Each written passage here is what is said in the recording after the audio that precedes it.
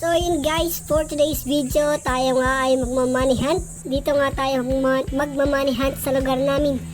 Kung nakapag-money hunt nga ako sa malalayo, ay bakit nga naman hindi ako mag-money hunt dito sa malapit?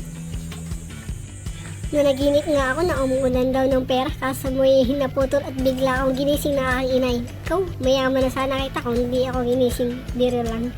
5:30 na nga at ako'y bumangon na, inagahan ko na nga para walang makakita sa akin at baka bago ko pa mapost itong video ay makuha na agad yung mga tinago kong pera. Shoutout nga pala sa aking kuya na sa Christopher Prado. Siya nga pala guys, may pa-sponsor ng ating money hunt ngayon. Nagbiro lang ako sa last video ng sponsor. Abay, ito na to nga. Baka nga may one sa inyo mag-sponsor or send stars. Natanggap po tayo. Ito nga ay naghanap na ako ng kahoy at aking isasabit itong 100 sa puno. Sana nga ay may ganung puno no, na namumunga ng pera at nang kita'y makapagtanim ng madami.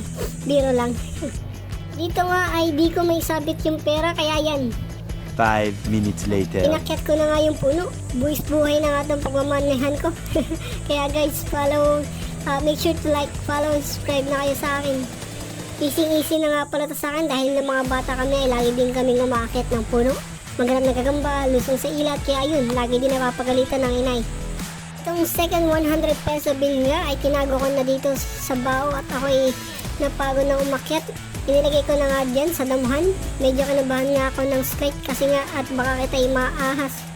Next nga ay isinabit ko na nga lang ulit dito sa puno.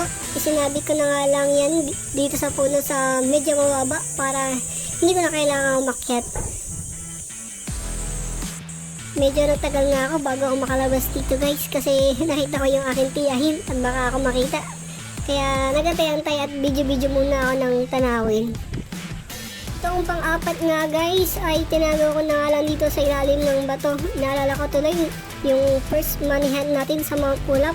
Sa ilalim ng bato ko din yun nilagay. Hanggang ngayon wala pa din nagme-message sa akin if nakuha na ba yun or hindi pa. Naglakad-lakad pa nga ako dito para maghanap ng pagtataguan para sa ating last 100 peso bill.